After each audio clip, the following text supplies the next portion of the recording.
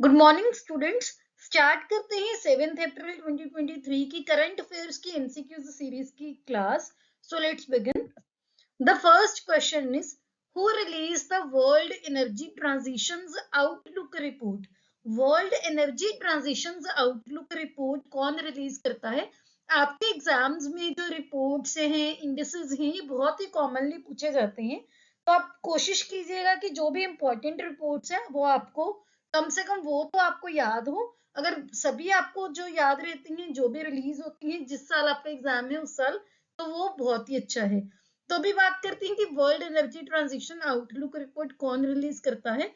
Option A is OECD, option B is UNGA, option C is IRENA and option D is UNESCO. So recently international renewable energy agency यानी कि IRENA, इसने world energy transition outlook report release की है। ये जो organisation है, ये agency है, इंटरनेशनल रिन्यूएबल एनर्जी एजेंसी, ये एक इंटर गवर्नमेंटल ऑर्गेनाइजेशन है जो कि कंट्रीज को सपोर्ट करती है कि वो एक सस्टेनेबल एनर्जी फ्यूचर में ट्रांजिशन कर सकें। यानी कि फॉसिल फ्यूल से, ऐसे मान लो एक एग्जांपल के लिए, कि वो रिन्यूएबल एनर्जी सोर्सेज में अपना ट्रांजिशन कर सकें। वो कम से कम ऐसे सोर्सेज ऐसे कम से कम यूज करें जो इन्वायरमेंट को हार्म करते हैं, और जो एनर्जी सोर्सेज इन्वायरमेंट के लिए अच्छी हैं वहां पर वो स्विच करें, उनको ज्यादा यूज करें। तो इसका जो हेडक्वार्टर है वो है आबू धाबी में। यहाँ पर आप देख सकते हो, यहाँ पर मेंशन भी है कि आबू धाबी, या फिर आप बोल सकते हो यूनाइटेड अरब एमिरेट्स, यूएई में इसका हेडक्वार्टर है। इसके अगर मेंबरशिप की बात करें तो 167 कंट्रीज हैं और एक यूरोपियन यूनियन है। इंडिया भी इसका मेंबर है। ये पॉइंट आपके लिए सबसे इंपॉर्टेंट है कि इंडिया इसका मेंबर है या नहीं, ये भी पूछ लेते हैं। तो इंडिया IRENA का मेंबर है। इंडिया 2009 में एज अ फाउंडिंग मेंबर इस ऑर्गेनाइजेशन को इस इंडिया ने ज्वाइन किया था। तो इसका आंसर है option C, that is IRENA। Next question is international conference on human wildlife conflict and coexistence recently held in. So recently एक कॉन्फ्रेंस हुई है जिसका नाम है international conference on human wildlife conflict and coexistence. ये कहाँ पर हुई है? Option A is India, option B is Africa, option C is United Kingdoms and option D is USA।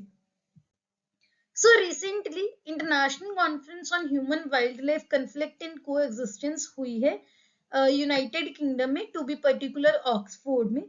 ये एक ग्लोबल कॉन्फ्रेंस है जो कि ह्यूमन वाइल्ड लाइफ कॉन्फ्लिक्ट को एड्रेस करती है। यानी कि ह्यूमन बीइंग्स में और जो भी वाइल्ड में, जो जंगल के जानवर वगैरह हैं, उनमें कोई भी कन्फ्लिक्ट होते हैं उस चीज को ये एड्रेस करती है।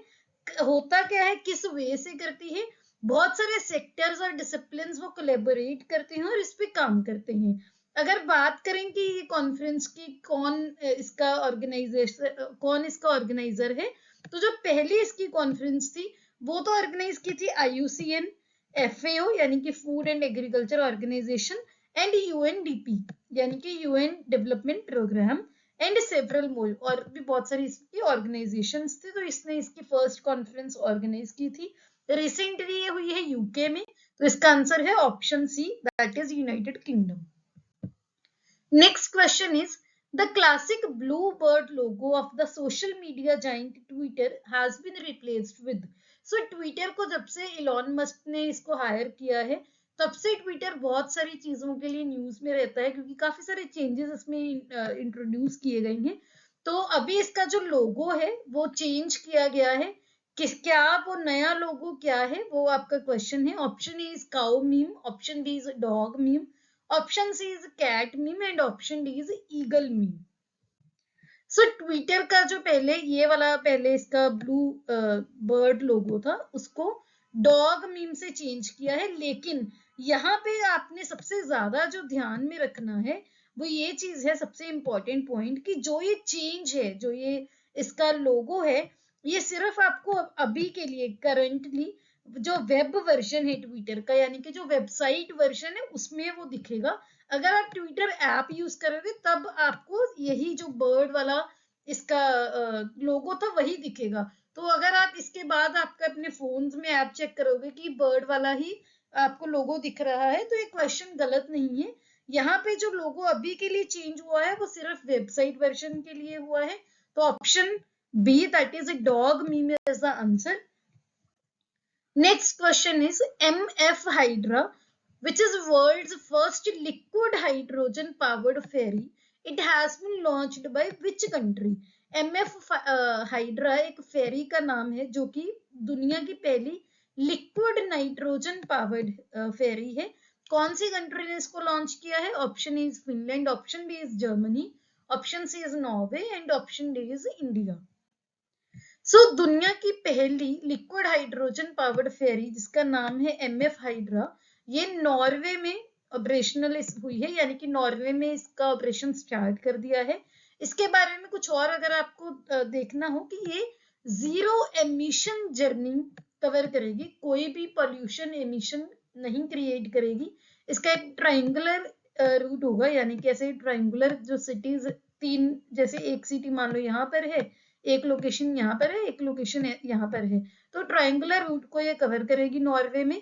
ये सिटीज के नाम है, इतने आपके लिए इंपॉर्टेंट नहीं है, आप बस ये देख लो कि नॉर्वे में ये जो फेरी है वहां पर ऑपरेशनल है और इसका नाम है MF हाइड्रा। सो इसका आंसर है option C, that is Norway. तो आपको ध्यान में रखना है। Next question is the headquarters of OPEC is situated in. OPEC के जो हेडक्वार्टर है वो कहां पर है? Option A is Israel, option B is USA, option C is Austria and option D is Bangladesh. ये ऑस्ट्रिया है, ऑस्ट्रेलियन नहीं है, तो यहाँ पर ये नहीं कंफ्यूज होना कि स्पेलिंग गलत है, नहीं, ये ऑस्ट्रेलिया नहीं है, ऑस्ट्रिया है। OPEC, सबसे पहले तो आपको पता होना चाहिए कि OPEC है क्या। OPEC की फुल फॉर्म है organisation of the petroleum exporting countries. जो कंट्रीज पेट्रोलियम के रिगार्डिंग या पेट्रोलियम प्रोडक्ट्स एक्सपोर्ट करती है उनकी ऑर्गेनाइजेशन है OPEC। ये एक परमानेंट ऑर्गेनाइजेशन है, इंटर गवर्नमेंटल है, ऑब्वियसली अलग अलग कंट्रीज इसमें इन्वॉल्व है। 1960 में एस्टैब्लिश हुई थी बगदाद कॉन्फ्रेंस में। ये बहुत इंपॉर्टेंट है कि बगदाद कॉन्फ्रेंस में ये इनिशिएट हुई थी। कंट्रीज इनिशियली कौन कौन सी इन्वॉल्व थी? Iran, Iraq, Kuwait, Saudi Arabia and Venezuela, जहां पर भी पेट्रोलियम वो होता है। पर्पस क्या था इस ऑर्गेनाइजेशन का? कि जो भी पेट्रोलियम पॉलिसीज हैं इनकी मेंबर कंट्रीज की, उनको कोऑर्डिनेट करना और ये इंश्योर करना कि जो भी मार्केट है जहां पर पेट्रोलियम की सप्लाई होनी है, कंज्यूमर को सप्लाई करनी है, वहां पर स्टेबलाइजेशन हो, स्टेबल हो वो मार्केट। तो अभी रिसेंटली इसलिए न्यूज में था क्योंकि OPEC की मेंबर्स ने cut in oil production announce किया है, यानी कि वो ऑयल प्रोडक्शन को कम करेंगे। कितना कम करेंगे? पर डे वो 1 मिलियन बैरल प्रोडक्शन करेंगे ऑयल की, और इससे ज्यादा जो प्रोडक्शन है उन्होंने वो कट उसमें अनाउंस किया है। मई 2023 से ये स्टार्ट होगा और 2023 के एंड तक ये यही जो इनका टारगेट है यही रहेगा। इसके हेडक्वार्टर्स हैं वियना ऑस्ट्रिया में, तो इसका हेडक्वार्टर है ऑस्ट्रिया में, टू बी पर्टिकुलर वियना में।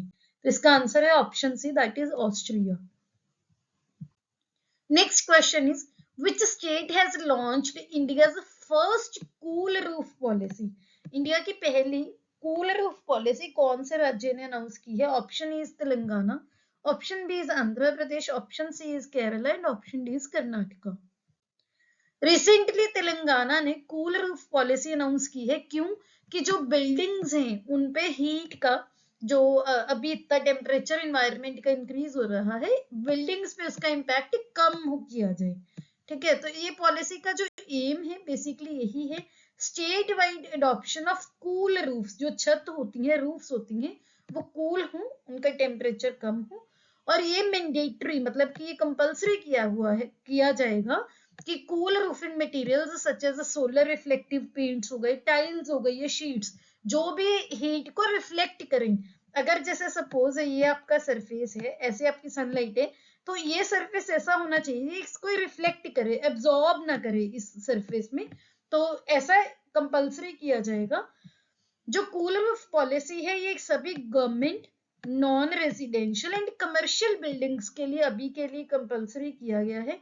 उनका साइज मैटर नहीं करता, चाहे कोई बिल्डिंग छोटी है बड़ी है, अगर वो गवर्नमेंट है या नॉन रेजिडेंशियल है या कमर्शियल बिल्डिंग है, इरिस्पेक्टिव ऑफ द साइज, उनको ये मैंडेटरी है कि उनकी रूफ्स हैं जो, वहां पर कूलिंग जो मटेरियल है, रिफ्लेक्टिव मटेरियल यूज किया जाएगा। तो आंसर है option A, that is Telangana. ऐसी जो एग्जांपल्स हैं आप अपने क्वेश्चंस में, एसेज में वहां पर भी कोट कर सकते हो। Next question is, which country has invited PM Narendra Modi as a guest at the annual parade which will be held in July 2023? कौन से देश ने अपनी एनुअल परेड में honourable prime minister Narendra Modi को एज अ गेस्ट इनवाइट किया है? ये जो परेड है ये जुलाई 2023 में होने वाली है। Option A is France, option B is Russia, option C is UK and option D is USA. So recently France ने Indian prime minister Narendra Modi ji को वहां पर इनवाइट किया है अपनी एनुअल परेड में, कि वो पेरिस में ये जो परेड होने वाली है वहां पर एज ए गेस्ट आए। ये उनकी एनुअल बेस्टाइल डे परेड होती है। इस दिन को नेशनल डे ऑफ फ्रांस भी बोला जाता है। तो आंसर है option A, that is France. Next question is, the headquarters of NATO is situated in, option A is Israel, option B is UK, option C is Belgium and option D is Bangladesh. NATO के headquarter कहां पर है? So recently हमने कल भी discuss किया था कि फिनलैंड ने नेटो को as a official member formally join किया है। नेटो जो कि एक मिलिट्री अलायंस है, 31 कंट्रीज की ये अलायंस है।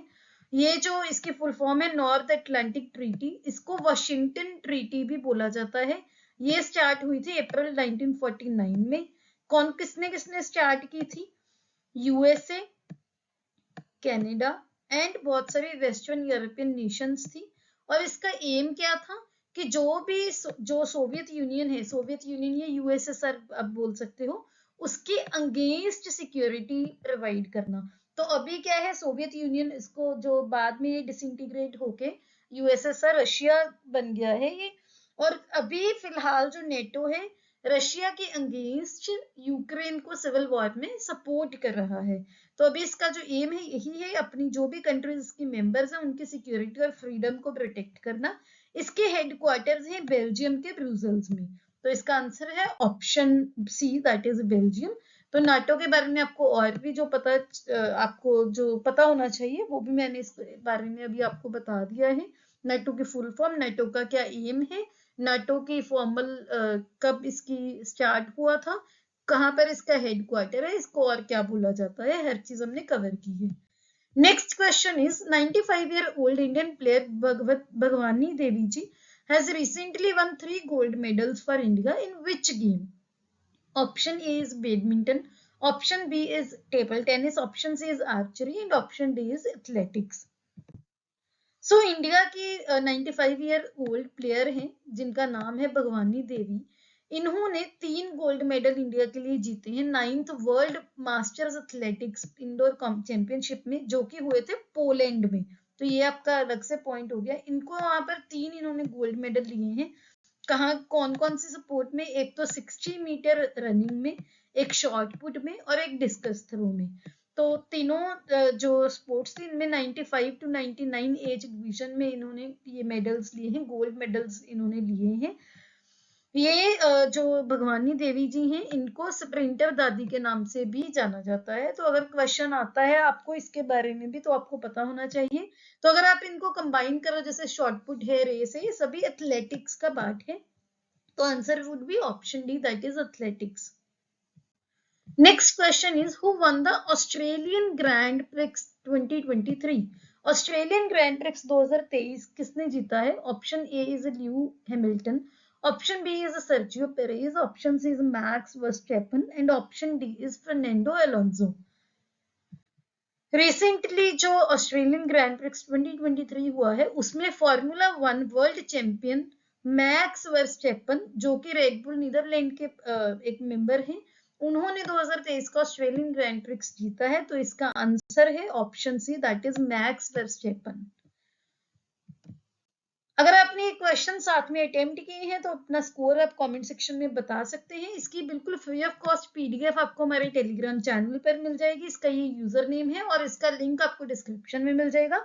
इसके अलावा ये हमारे सोशल हैंडल्स हैं, आप हमें वहां पर फॉलो कर सकते हैं। कुछ भी एग्जाम्स के लिए अपडेट्स वगैरह होते हैं, जो भी वैकेंसीज रिलेटेड है, कुछ भी अपडेट्स हैं, हम जहाँ पर इन अपने हैंडल्स पर वहां पर इन्फॉर्म करते हैं, तो आप वहां पर हमें फॉलो कर सकते हैं। उनके लिंक्स भी आपको डिस्क्रिप्शन में मिल जाएंगे। अगर आपको ये वीडियो अच्छी लगी हो, please hit the like button, subscribe to my channel. See you tomorrow at 8 AM। Have a nice day.